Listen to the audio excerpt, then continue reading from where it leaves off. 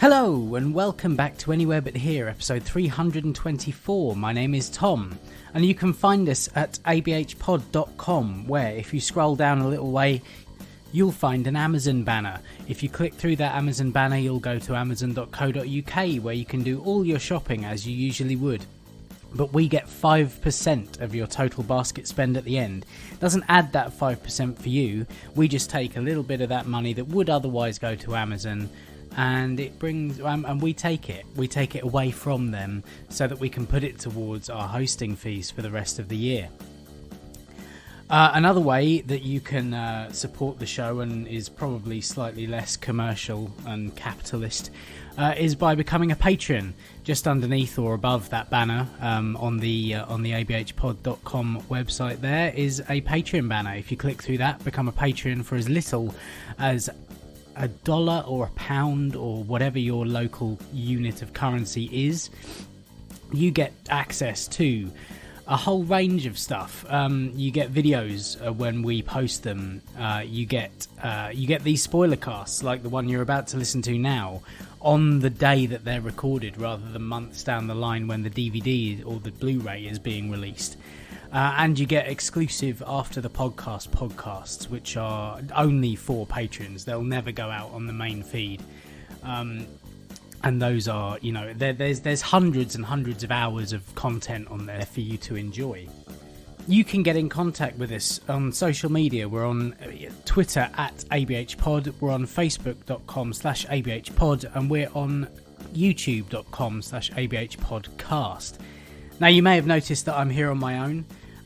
That's because, well, frankly, I've been kind of busy recently, what with my commitments outside of the podcast to other podcasts, and also band stuff. Gigs are starting to ramp up again, practices are having to happen, and it's just really nice weather as well, so enjoy that. I would, if you were in the UK or elsewhere where it's sunny. And it just so happens to be a weekend where another spoiler cast that we only did 4 or 5 weeks ago, the physical release, is coming out. It seems like films are coming out faster and faster with the physical release these days. I mean, this one is for Doctor Strange and the Multiverse of Madness, which seems like I only saw it at the cinema a few weeks ago. But already it's been on streaming services, it's been on Disney Plus for a while now, but we always keep these spoiler casts until the date of release of the physical home media, because Ant and I are just like that. We're from a time when physical media was king. So it's a spoiler cast.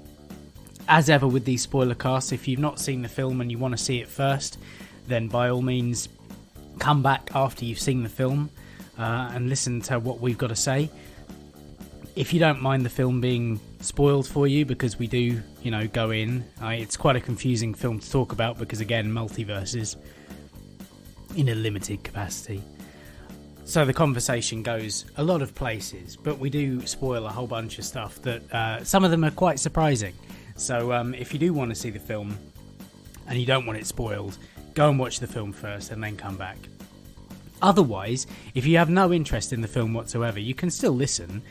But as I said earlier on, it's really nice and sunny out, so why not just enjoy being outdoors? But not too much, because we don't want to have anyone suffer with sunstroke or whatever, because, hey, global warming is happening, right? It's going to be very, very warm, so stay safe out there.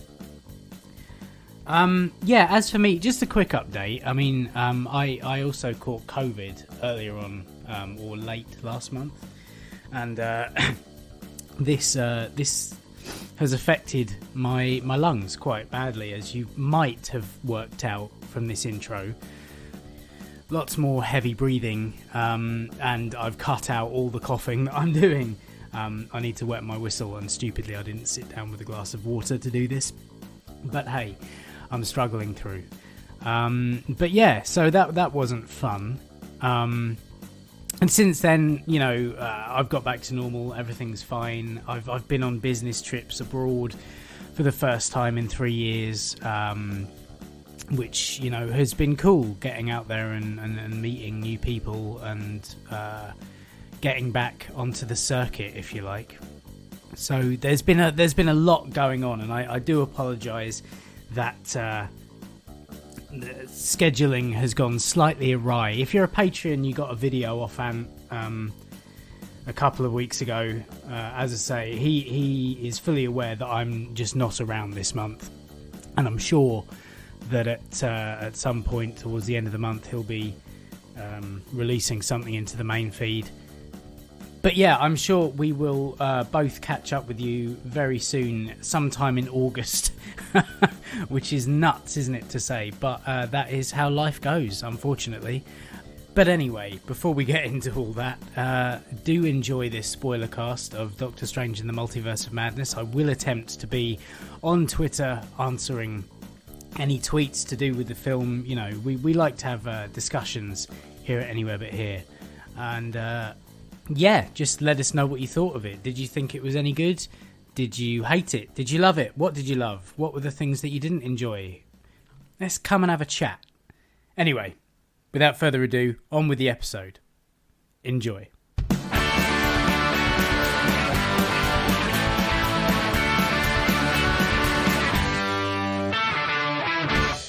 Well, we'll see how this goes. Yeah, let's. Just a heads up for anyone listening. We'll see what goes. I have occasional internet dropouts for some reason, and Tom can't hear me. So, but thankfully, I said I'll edit this one. So, well, you've elected yourself editor of this one. I'm fucking glad. I can tell you. Yeah. I mean, how often are the dropouts when we're talking? Sorry. Well, let's hope this doesn't go on too long then, eh? Yeah, I don't think it will because, I mean, there is so much to talk about. Yeah. But it's not going to be easy to talk about it. No. So, it's... obviously, you've seen the title of this. If you're patrons, you're listening to this when we've recorded it in May. If you're listening to it down the line somewhere when it's gone out on the main feed,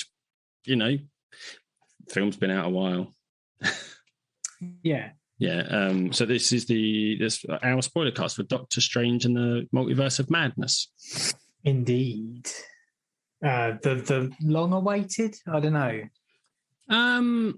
The title's been out there for years and years, like most of them, but I can't remember when the first trailers came in. I think they only finished filming it about a year ago, so... Yeah, so the first trailer was at the end of Spider-Man, No Way Home. Yes. That was the post-credit scene, was the tease trailer for Multiverse of Madness. Now, like you say, the name's been out there for years. Everyone knew there was going to be a sequel. Yeah. But I think Doctor Strange itself was one of those...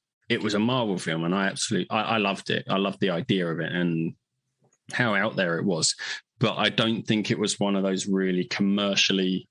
I don't know how successful it was. Was it like mega successful? I don't think it was.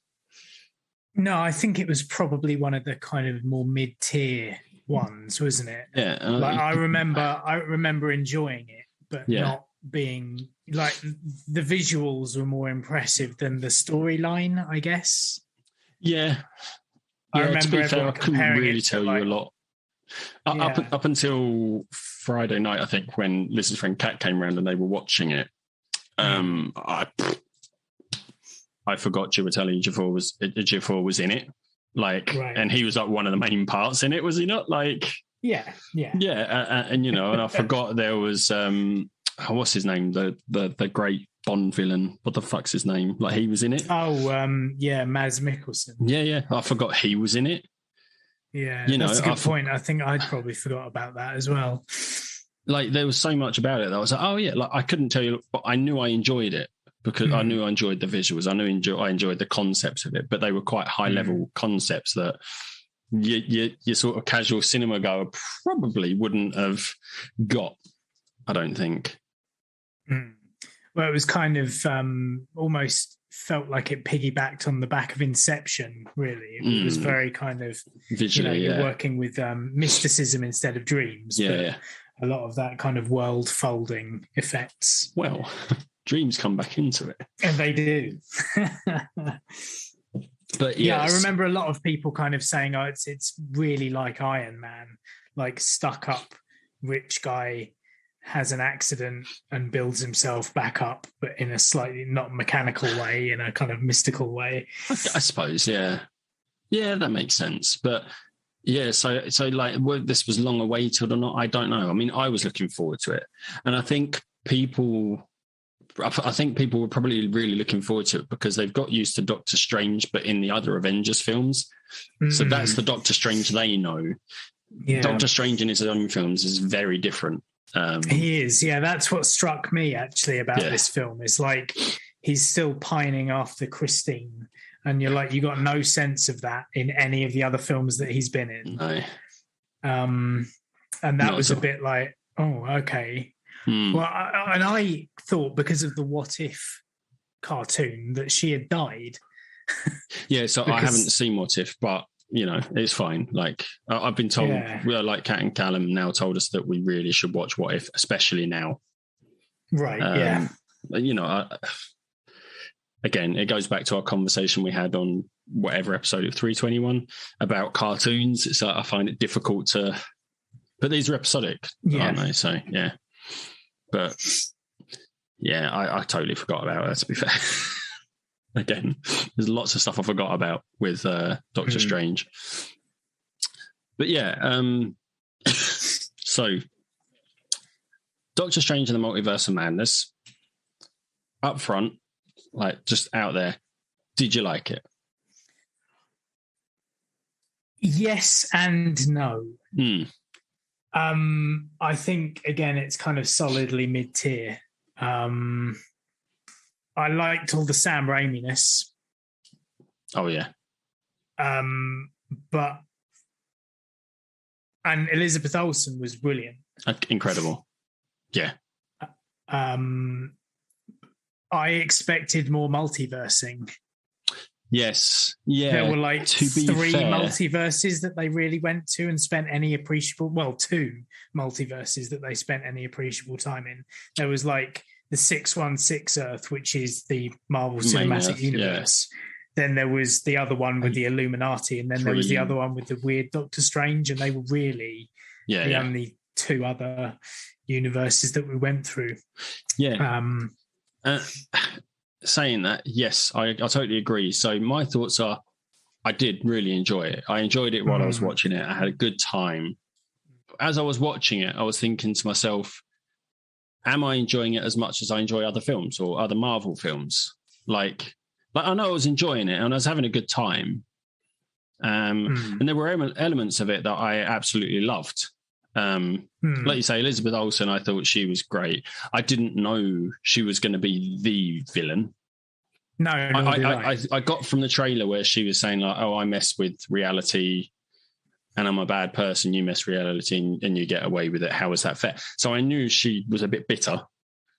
And at the end of WandaVision, you're like, she's fine again. She's going to be back to normal, and except that she was using the Darkhold at the end of it, and that tends to screw people up as it turns out. Yeah, but did not expect that. It was incredible. Like all her scenes, like you could kind of, because obviously we've seen WandaVision and we know what she wanted at the end of that. You kind of you get a really good feeling of her kind of character motivations and stuff. So you know that why she's doing it, even though she's going a little bit kind of off the beaten track to get there. Ever so slightly. Because basically what she wants is to find her kids, and she's found out that through the multiverse she can find versions of her kids everywhere else, but she has to take out the other Wanda Maximoff to be with them, I guess. Yeah, it's weird, isn't it? Because we kind of, like, at the start of the film, you're met with a Doctor Strange. Because you look at it and I'm like, that's not the Doctor Strange. I mean, because we knew there was going to be other Doctor Stranges anyway, but the costume's wrong and the hair and everything. So you're like, that's not the Doctor Strange. And then he's with a girl and they're trying to get to this book. but they're being pursued by fucking God knows great tentacled fucking giant monster thing. And is he like a fire monster, or is he like, I don't know, he's like but they're being pursued by this monster thing, and then as the girl panics, this kind of like star rips a hole in like the universe, and they get sucked through it. No, that girl turns out to be America Chavez, who is like a massive comic book character by all accounts. She's like a great character. And she has the ability. Now, in the comics, when I was reading it, she has the ability to kick holes, like kick dimensional rifts, whereas in this, she punches, which I'm like, I think the punches are cooler, to be fair. Like just punch a hole in the universe, in the multiverse. But she can't control the power, as is normal for kids in Marvel. You know, that's why Professor X has a school to teach people how to use it. But yeah, she pulls them through a universe, and then the next thing you see is Doctor Strange at Christine's wedding, which you're like, okay, fine. And then like this giant-eyed monster sort of starts attacking, and it turns out that they find it's him and Wong that are having the conversation, isn't it? That the monster has runes on its body. That's so right. They think, oh, this isn't magic, it's sorcery. This isn't sorcery, it's witchcraft. That's it. It's not sorcery, it's witchcraft. So that's where Doctor Strange goes to the only witch he knows. And basically through some weird way finds out that it's actually her summoning these beasts to go after America Chavez because she wants to steal her power. Because it's going to allow her to travel to whatever dimension she likes. So she can find like these kids. And she is posed with a question that I thought of at the same time was, right, let's say you do go to that dimension and you do get those kids. What happens to that Wanda? Like, what happens? And she's like, well, I'm not above killing people. You know, like she said, she would kill that Wanda to have those kids. And it's like, but wow. And then obviously the question, I'm like, well, why does she need her power to do that? Which they answer as well, because she says at one point that if she has that power and the kids get sick, in one universe somewhere, someone is going to have a cure for that illness. So she will go and find it. Which makes sense. Yeah. It's a good way to sort of... multiversal way. Yeah, it's a good way to justify why she needs to steal her power rather than just utilize her power. Bits of it really well done. And it did feel more like a Wonder film, didn't it? Which is really strange. Even though she's the villain, it seemed more like a Wonder film than a Doctor Strange film. Yeah, this is one of the criticisms that I've seen levelled at the film. Is that really like Doctor Strange kind of observes the things that are going on. Yeah. She did kind of overshadow him massively, to be fair. So she did kind of overshadow him massively. Yeah. They take America Chavez to Kamatage, don't they? Which is where the sorcerers all kind of train, and they have this big standoff against her. But she gets into the mind of one of the weaker sorcerers, which forces the shield around around Kamatage to fall, allowing her to get in and kill loads of sorcerers' apprentices, until Doctor Strange kind of confines her into a kind of one of those, whatever it's called, like the crystal dimensions. Yeah, it's like a miniature mirror dimension, isn't it? And every time she moves, spikes come in on her. But then she figures out somehow that she can use reflections in the real world to escape this box. I don't know. I understand it. It was cool though. Yeah, and it led to like the first proper kind of scary moment, which is her coming out of the gong in that kind of the ring kind of, you know, she crawls out through it like a spider and she's all broken and clicking back into place, which takes me back to like the crab walk or the spider walk in The Exorcist, which has always terrified me anyway. Yeah, it was. Yeah, that was creepy. Yeah, that whole scene, to be fair, where she's at Kamatage and they're having that battle. That was so impressive. Like it's the first taste of, because you had that when she was in the orchard and she was picking those flowers and it looked nice, and then he said, "Oh, it always smells." Yeah. And then when she says America's name, and then he stops and looks really disappointed, that was really subtle as well, which is really cool. And then she just turns and she goes, "You never told me her name, did you?" Like, and that's when he figured it out. And then she drops the illusion of the orchard. And that sort of stuff you've always seen her do, like dropping the illusion. But it wasn't until you got to Camotage and then she starts firing off like energy blasts at everyone that you realise how fucking powerful she is. Like fighting all of these sorcerers. Well, that's it. I mean, she is basically the most powerful character in the whole universe, isn't she? Yeah. I think that leads to, because there's that battle and she almost gets America's powers. Until she sort of opens the portal. I think it's actually Doctor Strange that sort of spears her, spears America, and they dive through the multiverse. And then you see lots of different versions of lots of different multiverses, or lots of different universes. And I imagine there's some on there that are relevant to certain storylines that, you know, I'm not au fait with the Doctor Strange universe at all. But there was that really weird paint one that they do actually point to where he's like, "Was there one that we would paint?" And she was like, "Yeah, you don't want to get stuck in there. It's really hard to eat," which is quite funny. Yeah. But yeah, they end up in this weird, and it's not the 616. It's like the 833 or the 838 or whatever one it is, isn't it? Where the Illuminati are. And in that universe, Doctor Strange is actually dead. But that's where you see the first cameo for Bruce. Yeah. Why can't I remember? Yeah, Bruce Campbell is that's it, some kind of pizza ball bro or something, isn't he? And so she basically takes food from him and starts eating it. And she's like, "Oh, well, most universes food is actually free. It's pretty weird that you guys still have to pay for it." Yeah. And then Bruce Campbell's like, "Hey, that's not free." Yeah. And then this is also a reference to Evil Dead 2. Oh, is it? Okay. Because Strange makes him start attacking himself. Yes. And it's his left hand, isn't it? His left hand starts attacking him. Oh, yeah. And in Evil Dead 2, he has to cut his hand off and replace it with the chainsaw. Of course, yeah. Because it gets possessed, isn't it? So that was an awesome little kind of in-joke for those who know. Yeah. But he's like, "Oh, it'll wear off," and she goes, "Oh, what?" So like in like a couple of minutes or so, he goes, "About 2 weeks."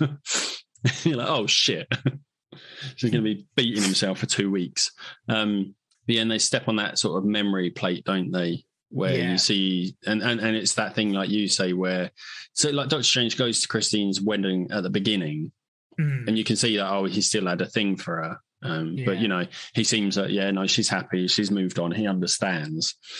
But then when he steps on that memory plate, you see how deep it actually is, how much he cares for her. And that's where you see where he got his watch from. Yeah. And why his watch is important to him. But then America steps on the plate and you see that the first time she opened a portal was when she saw a bee, and then her parents got sucked through a portal, her mum's. Which... You know, and that's her sort of trauma. That's her story. That'll be her mission. And I think there's going to be a Disney Plus series for her, which I imagine I saw something about that. And to be fair, it makes sense because they're doing the Miss Marvel series, aren't they? Yeah. So it makes sense that they do the America Chavez series as well, because it's a sort of similar. Yeah, maybe she'll be part of. The Young Avengers. They're doing the Marvels, is what they're doing. Oh, okay. Which is Captain Marvel, Miss Marvel, right, and what's her face? Who's Captain Rambo. Marvel in this? Yeah, that's it, Rambo. No, it won't be Monica. Because hang on, no, because was the Captain Marvel in this was the mum? Is going to be the younger Monica Rambeau, isn't it? Oh yeah, I suppose it will be. Because this one was the mum, wasn't it? But yeah, that's right. It's is Monica Rambeau the daughter? I can't remember. Either way, but it makes sense that they do that because I mean, America Chavez was part of the Young Avengers, West Coast Avengers, from what I read. So it makes sense that if they do the Marvels, she'll be in that. But yeah, it's So I imagine that'll be her story in her TV series. Will be or a Disney Plus series. Will be looking for her parents, but you see that's her motivation. But yeah, that's when they go to the Sanctorum in this universe, and you see that Mordo is still around in this one and seems to be happy to see Doctor Strange, but actually isn't. Ends up poisoning him. Well, not poisoning him, putting him out. Drugs them both. Yeah, and they end up in a building. The Baxter building. Exactly. That's it. So as we were watching it, and she was like, "Oh yeah, I volunteered for the Baxter Foundation after you died." And I went, "Wait a minute. I know that name." Yes. And in my head, I was like, "Isn't that the Fantastic Four?" Pretty sure that's the Fantastic Four. Yeah, the Baxter Foundation. And he gets taken to the Illuminati for his judgment.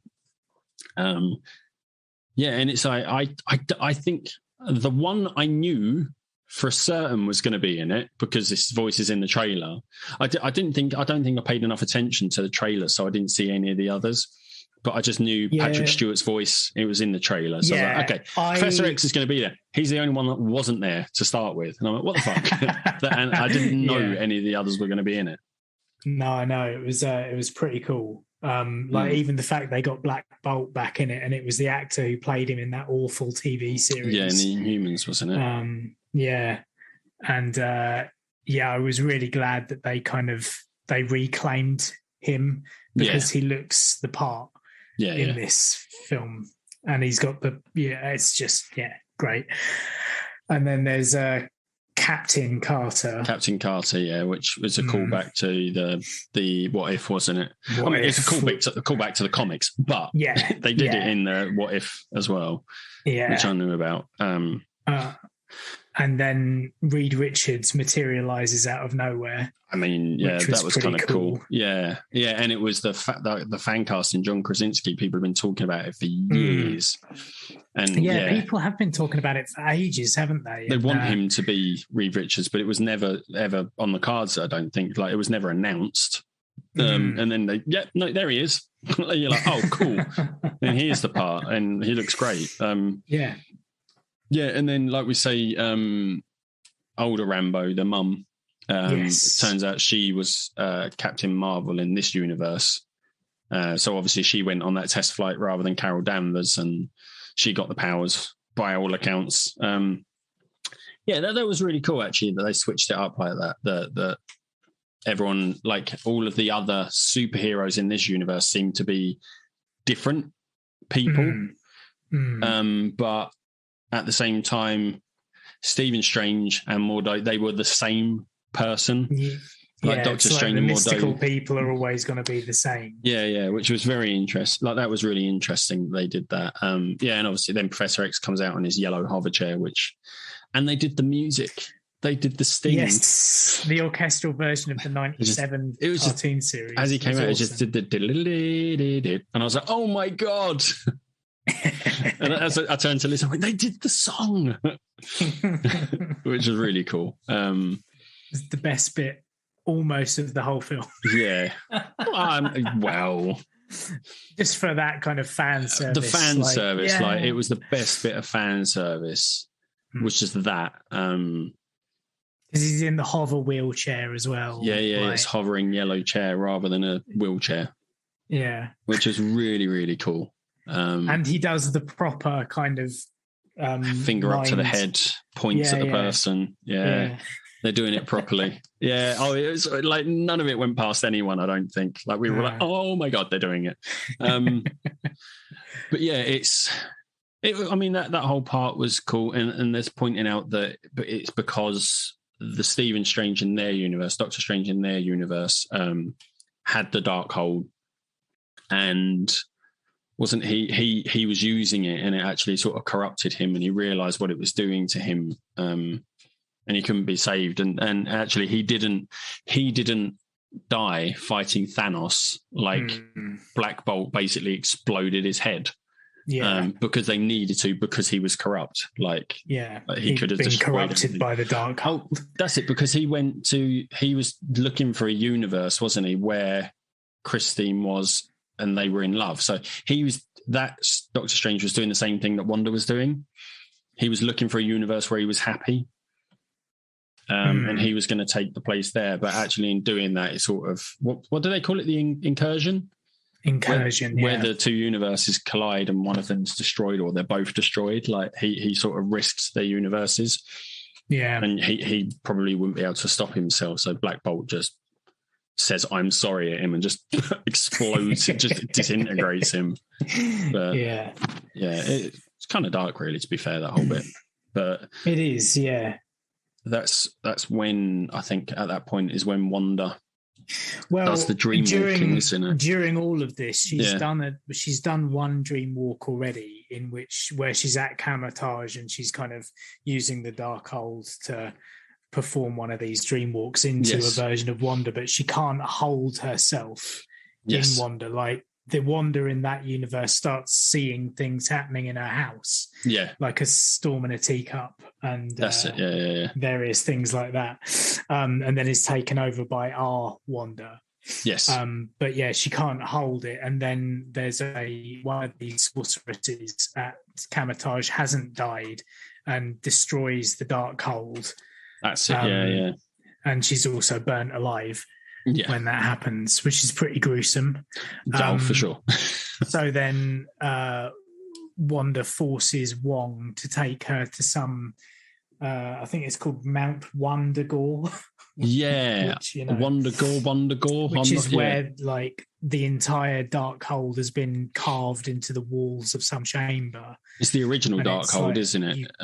Sorry? It's the original Darkhold was the carvings and they were copied into books. That's right. Yeah. So this is the last place in her universe she can go to tap into that power. She gets there eventually, like he can only magic her so far. Because sorcerers aren't supposed to step onto this mountain. But when they get up there, there's these 4 gargoyle demon things. They're like stone giants or stone ogres or something like that. And they're there to serve her. It's a massive altar to her. There's a huge like statue of her in the background. And then she successfully makes the jump into that universe's Wanda and goes to find America Chavez in the Baxter building. And absolutely destroys everyone. Like she comes in looking like Carrie, all bloodied up and which is one of Sam Raimi's favorite films, which is why he's done that to her. And like lays waste to everyone, and then the Illuminati members all go to fight her. Patrick Stewart's Dr. Xavier says that they should trust this Stephen Strange to make things right. Because he's a great judge of character because he's Patrick Stewart. Yeah, exactly. But Mordo doesn't want to let him go. So, the other Illuminati members, Black Bolt, Captain Marvel, Captain Britain, and Reed Richards, and Professor X actually all kind of face off against her. And Scarlet Witch destroys all of them one by one. Black Bolt first, because they're like, Black Bolt will destroy you with a single word, and she's from his mouth, and she's like, what mouth? And it's the Matrix bit, isn't it? Funny you should say that, the Matrix bit, because Professor Xavier taps into her mind, doesn't he, to go and free the actual one. He was the last one. But when he goes into her mind and they're in that big white room with a few bits, I turned to Liz and went, oh, they've gone into the Matrix. And then Professor Xavier with his turtleneck and his jeans, I was like, and he's cosplaying as Steve Jobs in the Matrix. Weird. That was a bit weird, but it's what he does in the cartoons, isn't it? Like in the comics, he goes into their minds to free things, like, and he projects himself into their minds to free. With Black Bolt, his death was really quite gruesome, and I was like, oh my god. Because he doesn't have a mouth to project his voice rattles around inside his head and leaves his own skull. It just blows out the right side of his head. Like, I'm like, wow, That was cool. I mean, it was cool. But I do definitely I got what you meant when you said it's creepy as fuck. It's like horror thriller. Like kids would be scared in this film. And they were jump scares, like proper jump scares. Yeah. That I wasn't expecting. But yeah, so that's how he kills Black Bolt. And then I think the next one he kills is... It's Reed, isn't it? Like, she spaghettifies him.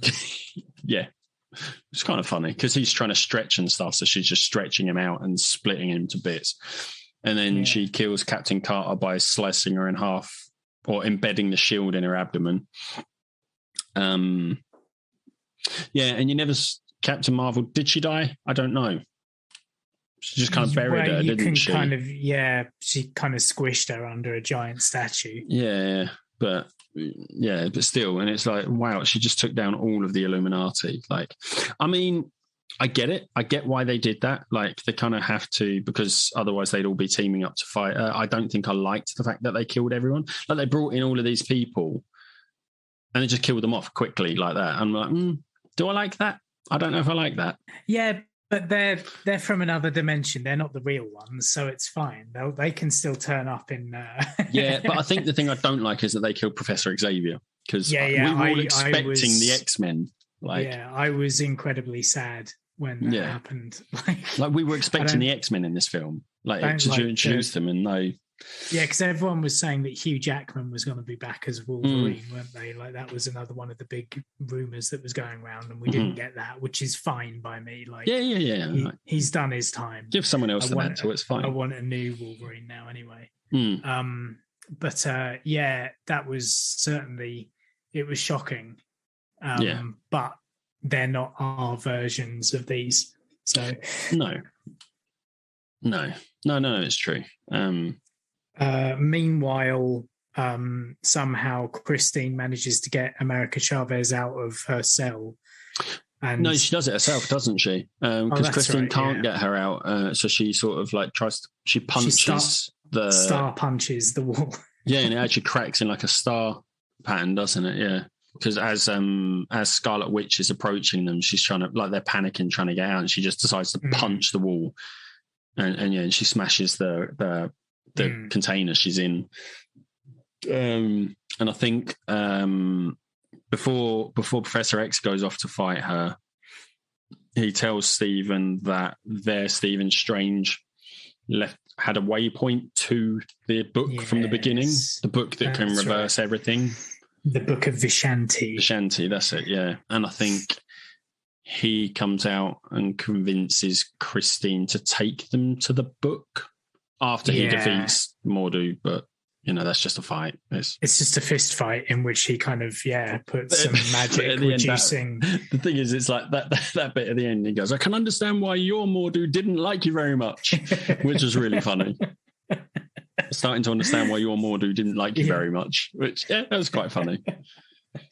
Yeah, they had these bracelets, didn't they? That blocked the power. When they're trying to get to the waypoint is the bit that really kind of freaked me out. Yeah, because Scarlet Witch is kind of controlling a broken avatar of Wanda in that universe. Like, she's clearly got a broken leg, but is still trying to run after them. And they're trying to trap her behind all sorts of, cave-ins and things. And then he locks her in a bit of the pipeway where they try to drown her. And then time seems to stand still. Yeah. And you're like, right, something's coming. There's going to be a jump here. And there was. Is she going to blast through the door? Because that's where she is. She's behind. Oh, no, she's not behind the door. Somehow she's... I don't know how she got there. I don't care. It was effective. It was really cool. And pretty scary. Like, if I was a kid, I think I'd be pretty scared of that moment as well. Because again, it goes back to using that kind of horror trope of weirdly moving people in the shadows. Yeah, but it's also that what's the word I'm looking for? Something expectations. It subverting an expectation, because they're focusing on the door and that's what you're expecting, and then she's just there. Like, it's really cool. Like, it just throws you off. But yeah, I didn't like how they got through the waypoint, which was a door, like an airlock door, wasn't it? That he couldn't open, and only Stephen could open it. And he tried to use magic, and it didn't work. And it's like, oh no, just put your watch in it. Like, I'm like, what? Don't get that. Didn't get that. But hey, that didn't make a lot of sense. But yeah, and then they get out, and it's what dimension is it? It's the bit between dimensions, isn't it? That's where the book is. Right. Yeah. It's the bit between on some universes. Floating platform that looks like a giant stained glass mirror. Yeah. And they get through there, but then Maximov appears and destroys the Book of Vishanti before he can use it to, I suppose, undo what she did. Work that she's doing with the Darkhold. It's all a bit MacGuffin-y, like they're just there to... Yeah, and it is really, isn't it? It's like, oh, this whole bit is to get to that book. They get to the book and it's destroyed. And you're like, okay. Yeah. Right. Well, fair enough. Then, aren't you? Yeah. But then, and that's where Wanda or Scarlet Witch is sort of pulling her powers, or she's sort of draining her powers slightly, but just so she can use them to open a portal to put America Chavez where actual Scarlet Witch is in that sort of temple to herself. So she sends her there so that actual Scarlet Witch can use her powers, take her powers from her. Yeah. And then doesn't she send... She sends Strange and somewhere Christine else into another dimension, doesn't she? Yeah. And it's basically a dimension where an incursion has taken place. So everything's kind of floating and kind of disorienting. A bit H.R. Geiger. Yeah. Is it H.R. Geiger? No, Salvador Dali, isn't it? It's a bit Dali. Yeah, that's it. And they decide that the only play really for them is to find that universe's sanctum sanctorum, because hopefully there'll be someone there who helps them. And sure enough, they come across another Doctor Strange. And this one's a little bit warped. No, do you know what? I fucked up. So it wasn't the Strange that was in the universe with the Illuminati. He wasn't after Christine, was he? It was this one. That's why his universe is being destroyed, because he went to look for Christine. I can't remember what the other one did, what he was trying to do with the Darkhold. That's a good question. Yeah, he was trying to do something. I can't remember what it was now. But either way, like, what he did was dangerous, and what this Doctor Strange is doing was dangerous. And he basically destroyed his own world. But this is the first time that you see a Stephen Strange who's been corrupted by the Darkhold, and he has a third eye in his forehead. Yeah, that was weird. Disturbing. But then I think I'm sure I've seen versions of Doctor Strange in the comics, and he's got a third eye that he can open. I'm sure I've seen that in the past, but it does look weird on a real life human being. Yeah. It was unexpected. Yeah. Sure. Yeah, it certainly was. But it led to quite a cool fight sequence, which I think is one of the more interesting fight sequences that there's been in any of these films, where he picks off musical notes on a music stand, our Doctor Strange, and hurls them at the dark Doctor Strange.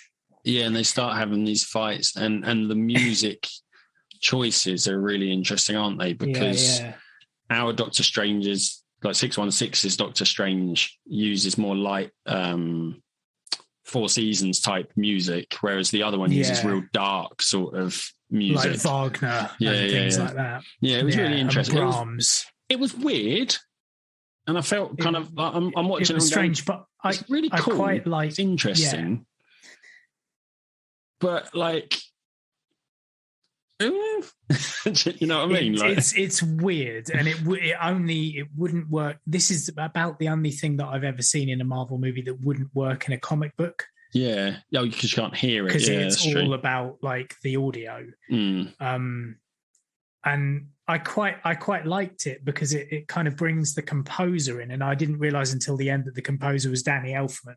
Oh, really? Oh, yeah, okay. yeah. Oh, that's interesting. That to me is like, well, let's bring Danny Elfman in to kind of be part of the fight scene. I thought that was quite interesting. Like, it's weird, it's very strange. Yeah. But I quite liked it. Yeah, and the ending was kind of cool as well, where they had sort of that, all their music was sort of wrapped up together and sort of like making this cacophony of noise. I had a feeling that it was going to crescendo at that Beatles bit at the end of Sgt. Pepper's, where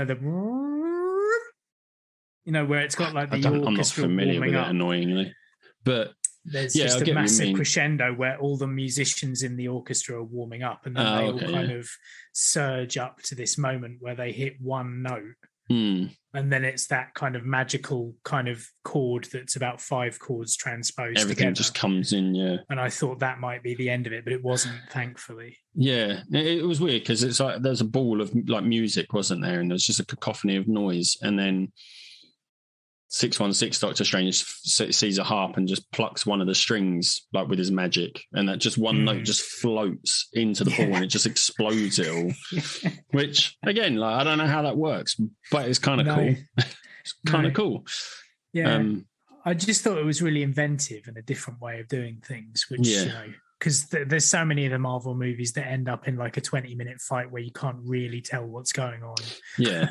Yeah, and this one's like you can't tell why it's happening, but I kind of like it. But yeah, and then it sort of leads to another, like then there's that really another bit, a bizarre bit. I don't know if I'm missing anything in between, but then when Doctor Strange decides 616, Doctor Strange decides to dream walk.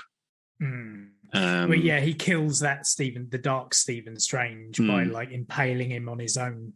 He throws him out of the window. Like the explosion throws him out of the window, doesn't it? Yeah. That's it. Yeah. And then he decides to use the dark hold in this dimension to try and dream walk. Because he's like, well, we're not in my dimension, but there is a Stephen Strange in my dimension. And you're like, oh, shit, zombie Marvel. Yeah, and that's it. So, and again, it's Raimi as well. It's Evil Dead, it's zombies. Like, which the perfect director for it. It was weird. And then he says to her, doesn't he, at one point, he says, and if they come for me, try and fend them off. And she's like, who? And he's like, the souls of the damned. You're like, oh shit, because he's possessing a dead body, the souls of the damned come after him, and visually scary. Yeah, and now this is one of the parts where I was watching it and I'm like, I fucking love this, because at this point, those souls of the damned and then also the big giant rock monsters had a very what's his name? The stop motion. They had a very stop motion movement to them. Ray Harryhausen. That's it. I said it to Liz afterwards. I was like, that's really cool, because it's kind of like, although the CG, the way they move, that's true, makes them feel kind of stop motiony, like it's a Ray Harryhausen side. So I'd be interested to know if they are CG or if they were composited on, but they were actually stop motion composited on, because they definitely had that feel about them. I hadn't thought of that. Yeah, it was really, really good. I really loved the way that looked, because when you see these giant rock monsters standing at the edge and you see over their shoulder, I think as they're throwing rocks, they look real. Like you know, I know they can do that with CG monsters now. Like they can make it look really real, but for some reason these had like a, there wasn't the uncanniness of it. They actually looked like they were physical objects in front of the camera. So I'd be interested to watch some making of to see how they did these bits. But and this actually leads to what, when I was watching the trailer, I thought was going to be the big villain of the film, but it wasn't. No, because they tricked us again. Yeah, really fucking well done. Yeah, it was the zombie Doctor Strange with loads of the hands of the dead around him, wasn't it? Yeah. And he sort of used them as a sort of cape, didn't he? Because she said to use them, and he was like, yeah, use them. You're the Sorcerer Supreme or whatever. You have dominion over all of them. Yeah. So use them. So he kind of uses them as a replacement cape, which is kind of cool. But that sort of lowering down with all the hands sort of like sprouting out behind him, and it was cool. Like one of my favorite parts of the film was that bit, like with zombie Doctor Strange and Scarlet Witch and Wong. Yeah. And America Chavez all together trying to take down the Scarlet Witch. Yeah. And I mean, Wong takes out one of the big kind of ogres because he's been knocked off down the mountain, hadn't he? It was at some point in between all that, he manages to stick a knife attached to a magical rope up through one of them. Yeah, they did the whole, Wong's been killed. And I was like, but you didn't see him. No, you didn't see it. He fell through some cloud. You didn't see him here. You never saw his body. He's not dead. And he's coming let's back. Let's face it, he is the Sorcerer Supreme. You can't kill the Sorcerer Supreme off like that. No, not at all. That whole section, like I say, was one of my favourite parts in, like, they sort of, they trap Wanda in like a cage of their orange magic, don't they? And then Doctor Strange sort of gives America the talk, like the parent talk, like, you do know how to use your power. You did it on purpose. Yeah. Like, anytime we needed to get somewhere, you put us exactly where we needed to be, and blah, blah, blah, and all that shit. Which is kind of true. So he sort of convinces her to use her power, and she does start punching like Scarlet Witch, and like you see star explosions everywhere and shit. And it was really cool. Like this, it was really cool. And then they get to that bit where she opens a portal on purpose, and it's to, I think it's to that same, it's the same Wanda, isn't it? Yeah, it's back to the 3/8 dimension or whatever, where she's the Wanda that she had been controlling has gone back to the house with the kids in it. But the kids, and she kind of steps through the portal, and is like, the kids are terrified of her. They call her a witch. They say it's the witch. The witch is back, mummy. And this is the real kind of, again, it's Wanda's PTSD and her broken mental state comes back through again, and you see it. And it's heartbreaking, and she gives such a brilliant performance, bearing in mind hardly any of that stuff is there. She's in front of a fucking green screen for most of it, Yeah. And actually, like, she gives a great performance as both Wandas as well, because, like, obviously you see her how upset, and because she's terrified. She's like, I'm not going to hurt you. Like, she doesn't understand why they think she's going to hurt her, and stuff like that. And you see that, like, she's just completely broken on the floor. But then the compassion the other Wanda shows her, when she walks up to her, and like that, mate, it's fantastic performance in both accounts. But yeah, it's kind of showing, they're trying to show the Scarlet Witch, like this is why it can't work. They would never accept you as their mum, because you're not their mum. Like, you're another dimensions version of the mum, and it's heartbreaking and it's sad, and that's at the point where she realizes she needs to destroy everything. She's gone too far. She needs to destroy the temple at the top of the mountain to destroy all the versions of the Darkholds throughout all the other dimensions, basically. Because without that one temple, none of the other Darkholds exist somehow. Even though they must exist, because they've been. That didn't make a lot of sense to me, but hey, it's because fantasy. Marvel. So she pulls the whole temple down on top of herself. Is she dead? We didn't see her die. I would doubt it very much. That's it. But you never know. That's it, because Chloe afterwards was saying, in the Scarlet Witch, but she's dead now, isn't she? I said, is she? You didn't see her die. No, you saw the building collapse, and you saw a big flash of red. She went, she could have put a shield up. Yeah, she could have done. Exactly. So. Yeah.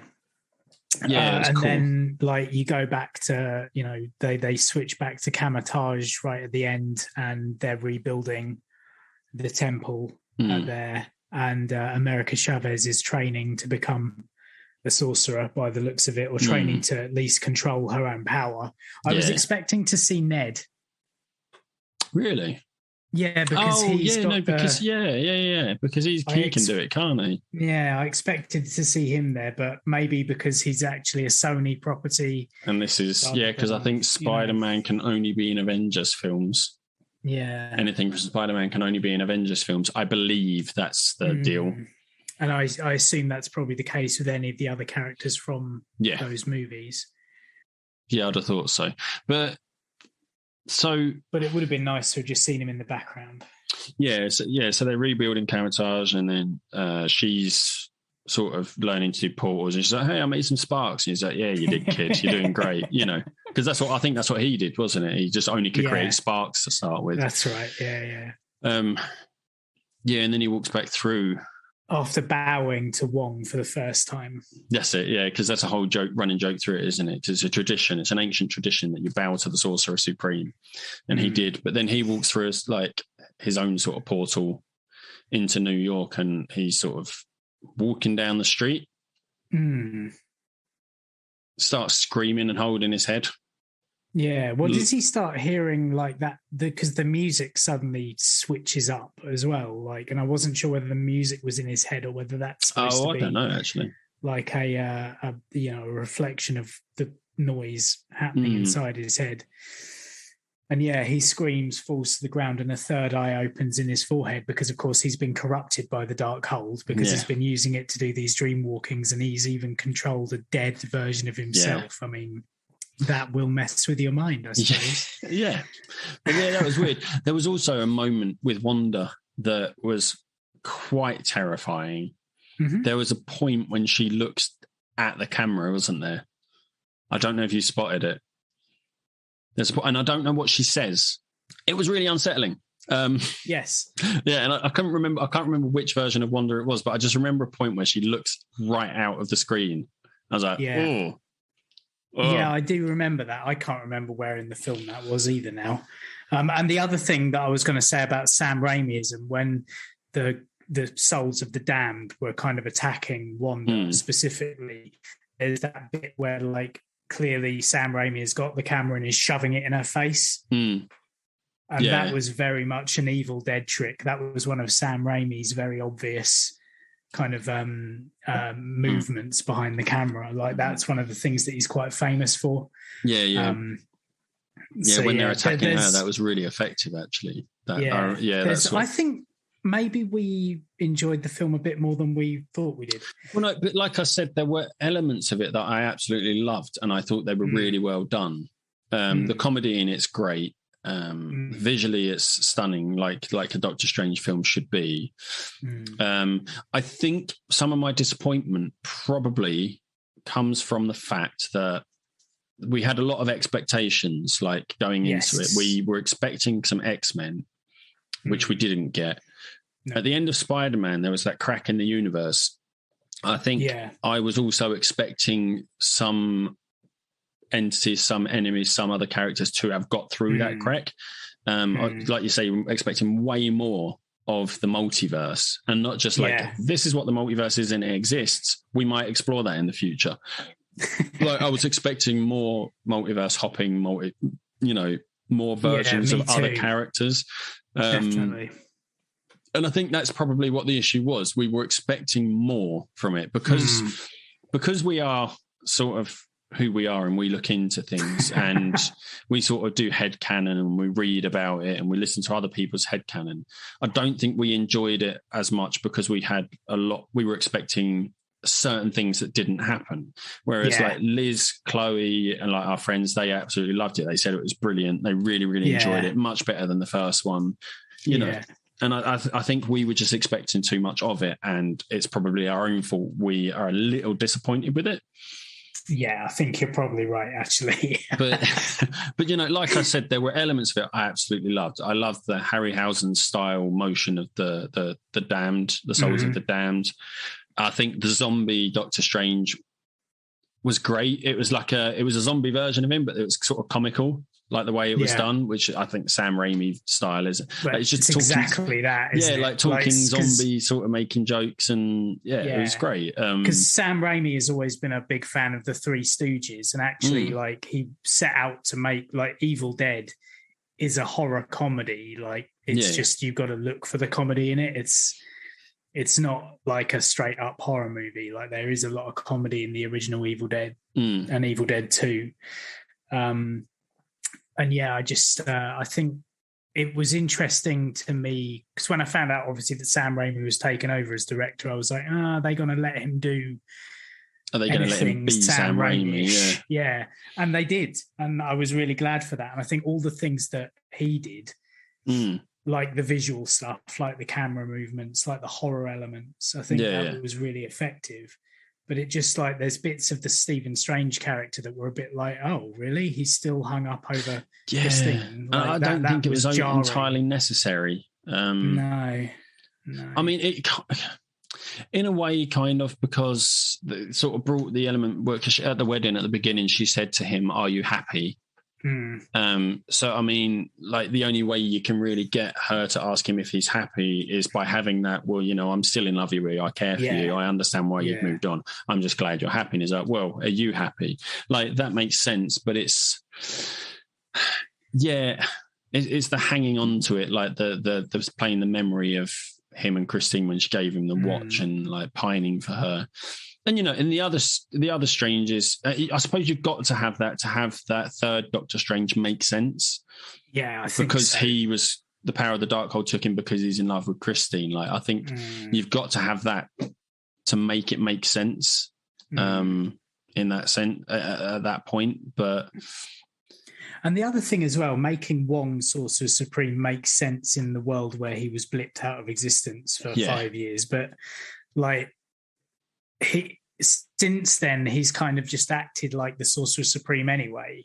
And Wong hasn't acted like the lead sorcerer. Like, Strange was the one who went to talk to parlay with the Scarlet Witch at the beginning there to try and stop her from attacking, where surely that should have been Wong's thing. Like, why the cape is his still and not Wong's, I don't really understand. Well, that, if I remember rightly, that's in the first one, there's a point where they're talking about, it's not their spiritual weapons, they're talking about certain artifacts. Oh, like, is it they choose the sorcerer or something? The artifact chooses the sorcerer. Chooses the wizard. Yeah, exactly. So I don't know what Wong's is, but I think the cape chose Doctor Strange. Okay. So that's why he has the cape. That's not a Sorcerer Supreme thing, I don't think. Right. Okay.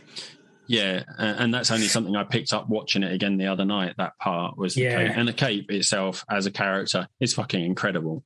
I don't understand how they do that, how they can make that cape a character like that. It's right at the beginning where it gets caught under that bicycle or whatever it is. It's looking around, struggling to get out. And there's a bit where I think Doctor Strange eats something or gets something on him, and the cape tries to sort of wipe his mouth. It's like, get off! Like that sort of thing is fantastic. And again, like I say, with this film, there's elements of it that I absolutely loved, and I think it probably does warrant definitely warrants a second watch. I think you're right. I was hoping to go and see it yesterday or today, but then we're doing this today, so we're doing it early. I didn't get round to it. And like, to be fair, I've got work this week, so I'm going to do that instead. I think I will try and get to watch it one more time before it leaves the cinema, because I think it does warrant it for sure. Then you got like the two, mid-credit and post-credit scenes. I did some reading up today. Charlize Theron turns up at the mid-credit scene. I did some reading up directly after it, because I was like, what's that about? I only did it today in the lead up to coming on here. And so she goes on to marry Doctor Strange. Yeah, so she's, is it Clea? Clea, who apparently is the niece of Dormammu. Dormammu, who's the giant fucking head in the dark dimension. But none of that is explained. She just turns up and is like, Stephen Strange, you've caused an incursion and we must go to the dark dimension to fix it unless you're scared. And then he opens his third eye and goes, let's go, that sort of thing. Yeah. And I've repeated this several times last night, because I'm like, at the end when he does the scream, when the third eye first opens, that third eye looks way more realistic than the mid-credits third eye. Yes. And I would imagine it's because a different visual effects team worked on each scene, but it looked really weird. It did. Because I think it's like the third eye on the one in the film and the third eye on him at the end. It just looks like an eye in the middle of the head. Whereas I think the one in the mid-credit scene looks like it's shaped like it's supposed to be on one side of the head rather than in the middle of the head. I think they just basically taken one of his eyes and put it on his forehead. And it's like, well, that's a right eye. Yeah, so that's a right eye on his forehead rather than a third eye. Like in the central, your eyes are shaped different depending on what side they are. Yeah. And I think that's why it looked so off. But still, yeah. So she sort of gets out like a dagger, doesn't she? She cuts the universe, cuts a hole in reality. Yeah, and they go through to the dark dimension. Yeah, and so there will be the third Strange film, I suppose. But if it happens, yeah. So she's the niece of Dormammu, and she basically she's good, isn't she? And she sort of teams up with Doctor Strange and fights things, and then they like in the comics, and they fall in love and get married, and then I think in the comics he dies and she becomes Doctor Strange or the Sorcerer Supreme. Yeah. So it's interesting. I'm not. I don't think I care for that character. Like, I don't know. Like, this is it, isn't it? Like, I think because I was thinking last night actually, and it kept me awake for a while. I was like, how many characters have been introduced in the last year into this universe? And like, when we're talking characters, we're talking people like Clea, this Charlize Theron character, and fucking Harry Styles at the end of Eternals. Oh my God. Thanos' brother, isn't he? Something like that. Brother, who is a brother of Thanos. I don't know if he's actually his brother because he looks nothing like him. No. And, just loads of incidental characters. And I was going to make a little chart to figure out exactly how many characters have been introduced every year. But now we've got the TV shows. It's just exponential. Too many. And it just feels like, I don't know whether I don't know. Is it happening? Yeah. Is it? Is the fatigue kicking in? Is it coming? I've been saying it for a few years now. It's like after the Infinity War Endgame films, really people could have jumped off because I think the universe is going to get so massive that it's going to be difficult to keep up with everything that's going on. Especially because I think up until now, you haven't had to watch any of the TV series. But I think to have enjoyed the Multiverse of Madness and to make sense of it, you kind of have to have watched WandaVision because they refer to it explicitly, say Wanda with her kids that she didn't have, and when she took over this town. And anyone who hasn't seen WandaVision, be like, what the fuck are you talking about? She killed Vision. And what are you talking about? She took over a town. Like, exactly. Like, it makes no sense to those people. I would have thought it's very odd. It's that they refer to the TV show specifically like that. Yeah. And I was looking at it like phase 1, 2, 3, and 4. Phase 1 lasted from 2008 to 2012. And that's quite a long time for not very many films. Phase 2 was only 2013 to 15. Wow. And then 3 was 16 to 19. And then the post-Infinity stuff is from 21 to 23. So that includes Black Widow, Shang-Chi, Spider-Man No Way Home, this one, Thor Love and Thunder, Black Panther Wakanda Forever, Ant-Man and the Wasp Quantumania, Guardians of the Galaxy 3, The Marvels, which is the Brie Larson, Tiona Paris, and Imani Vellani, and Fantastic Four. But also the Disney Plus shows WandaVision, Falcon and Winter Soldier, Loki, What If, Hawkeye, Moon Knight, She-Hulk, Secret Invasion, Ironheart, Armor Wars, a Wakanda series. What's Ironheart and what's that? I don't know. Well, Ironheart was, I think... Don't say Rhodey. No, it's the Pepper Potts version of thingy, but it's not going to be her. Oh. It's something daughter, coming off the back of who's Dominique Thorne? Dominique Thorne, who was in Black Panther, right, becomes Ironheart. Oh, okay. Who is like another version of Iron Man, but that's going to be a TV series. Armor Wars is going to be something with Don Cheadle in the War Machine armor. There's going to be a series set in Wakanda as well. Is that following the Warriors though, rather than the Black Panther, the female Warriors? I think, isn't it? Yeah. And then there's also going to be an untitled Halloween special. That'd be zombie. Starring the Guardians of the Galaxy holiday special, and a series of short films, I Am Groot. I don't know. And this is what I'm saying. That's all within the next 2. That's all coming out in 2 years. By the end of next year, that'll all be out. Yeah. That's a lot, isn't it? Like you say, like the first phase, which lasted 4 years, had maybe 7 films, if that. Yeah, it would have been Iron Man 1, 2, Avengers Assemble, Thor, Captain America, Hulk, technically, but not. And then the Avengers. Yeah. So 6 films. Yeah, 6 films. And then the next phase had it's just exponentially growing, isn't it? The amount of stuff, but there weren't that many because it was only 2 years. So it was only really Iron Man 3, Thor 2, Guardians of the Galaxy. Did it finish with Age of Ultron or did it finish with Ant-Man? And then, I think it finished with Ant-Man, didn't it? It finished with Ant-Man. So you got 5 films in 2 years. So you are right. It is kind of.